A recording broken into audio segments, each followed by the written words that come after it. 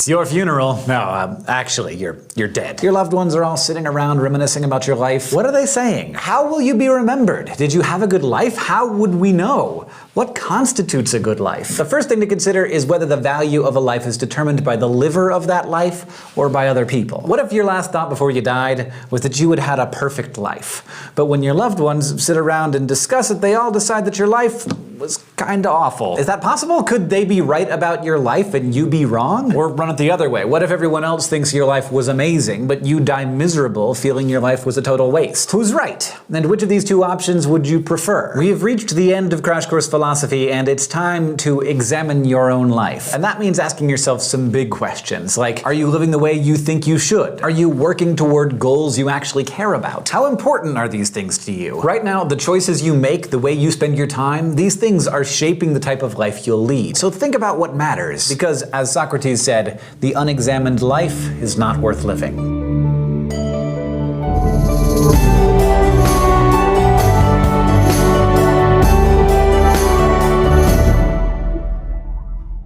The 20th century French philosopher Albert Camus recounted the ancient Greek myth of Sisyphus. You've probably heard of it. Due to various transgressions he'd committed, Sisyphus was condemned by the gods to roll a boulder up a mountain. And when he reached the top, the boulder would roll back down, and then Sisyphus would have to start all over again. This was the entirety of his existence. He couldn't do anything else. It was just up and down the hill in a never-ending cycle. And you know what Camus said about that? He said, "We must imagine Sisyphus happy." Really? Happy? Well, Camus was an existentialist, and he thought that each one of us basically is Sisyphus. Nothing that any of us does is inherently important, because stuff just doesn't have any inherent meaning.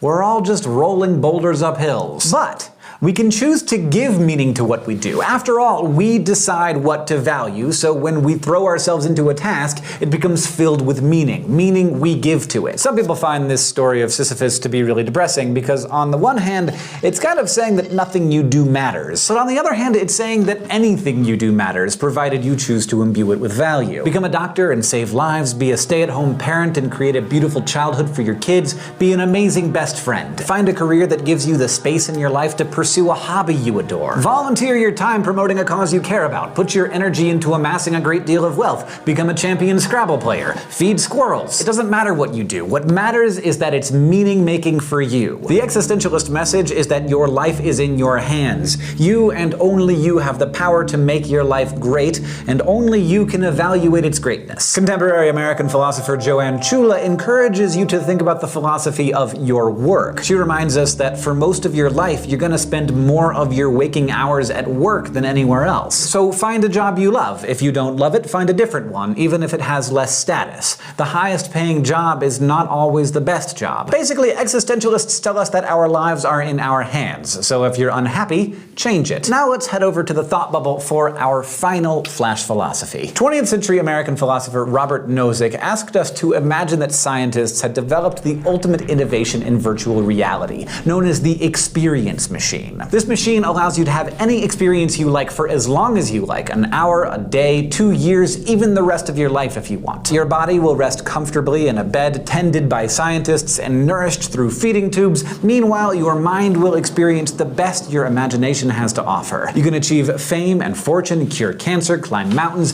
date Beyoncé, whatever you choose. And the simulation is so complete that while you're in the machine, you'll be convinced that these experiences are really happening. It will feel as real as the experiences you're having right now. There will be no way to tell it's a simulation. Now, Nozick had no interest in entering such a machine, and he thought that most of us wouldn't either, because the experiences it gives us don't correspond with reality. Even though you might feel like you're having meaningful relationships in the machine, in the actual world those people would be out living their own lives without you while you're laying in bed having simulated experiences of being with them. And if having an actual impact on the real world is important to you, well, that's one thing the experience machine wouldn't be able to give you. However, if you're a hedonist, that is, a person who believes the good is equal to the pleasurable, then simply having whatever experiences you desire is what you're after. So it might be hard to see why you shouldn't take the old experience machine for a spin. After all, it could let you experience things you could never have otherwise.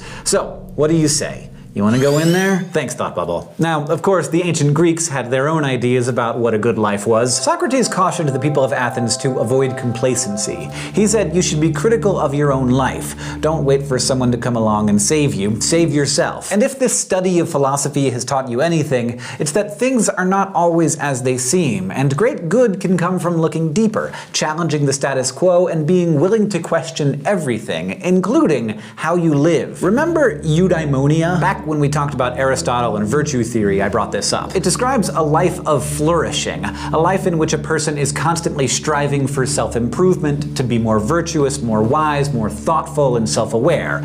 Better. This was Aristotle's idea of a life well lived. He wouldn't agree with Camus that we all get to make our own meaning and that there are infinite ways to live a good life, and he certainly wouldn't endorse the use of the experience machine. Aristotle believed in a human essence, that there's a proper way to be a human being, and that we'll only flourish by finding that path. Aristotle said humans are the rational animal, so living a good human life means seeking to know. Know your world, know yourself, and strive to govern yourself through reason. Work to be the best, most virtuous version of yourself. Underachievers, in this view, cannot live good lives. Aristotle also believed that some ways of living are definitely better or worse than others, so if you want to be a good human, what you prefer has nothing to do with it. Choosing to be a couch potato or to indulge one's pleasures, he said, is to live a not good life. This stands in stark contrast to the picture we get from Camus, who said that we are all the determiners of the value of our own lives. So a guy from ancient Greece and a guy from 20th century France are sending you conflicting signals.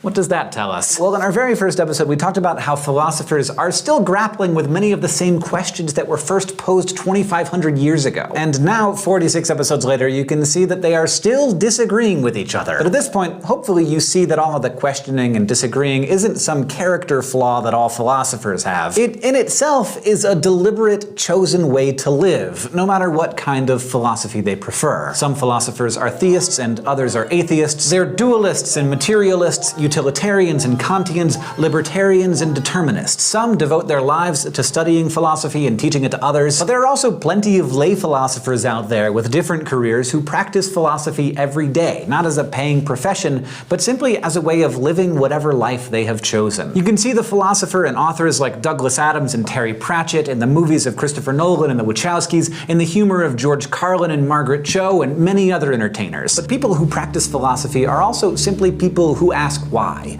who are willing to challenge something that doesn't seem right, to listen to other people's opinions, and to be ever ready to accept new truths if the evidence is there. These are parents who talk with their kids about why they have to do things rather than just issuing edicts, who even let their children have a hand in decision-making when appropriate. These are enlightened employers and mindful workers. Philosophers actually make good bosses and they make good employees in whatever profession they choose, because philosophy teaches you to be creative, flexible, and holistic in your vision and thinking. To live as a philosopher means to never stop questioning and to never stop striving for truth, to continue working to live better, to know more, and to revise your position based on new evidence. Philosophers are convinced that this is the best way to live a good life. Today, we talked about what it means to live a good life. We learned about the myth of Sisyphus and Robert Nozick's experience machine, and discussed Aristotle's eudaimonistic picture of a good human life, as well as the existentialist's view that we each determine the value of our own lives. Crash Course Philosophy is produced in association with PBS Digital Studios. You can head over to their channel and check out a playlist of the latest episodes from shows like The Art Assignment, Braincraft, and PBS Infinite series. This episode of Crash Course was filmed in the Dr. Cheryl C. Kinney Crash Course studio with the help of all of these awesome people, and our equally fantastic graphics team is Thought Cafe.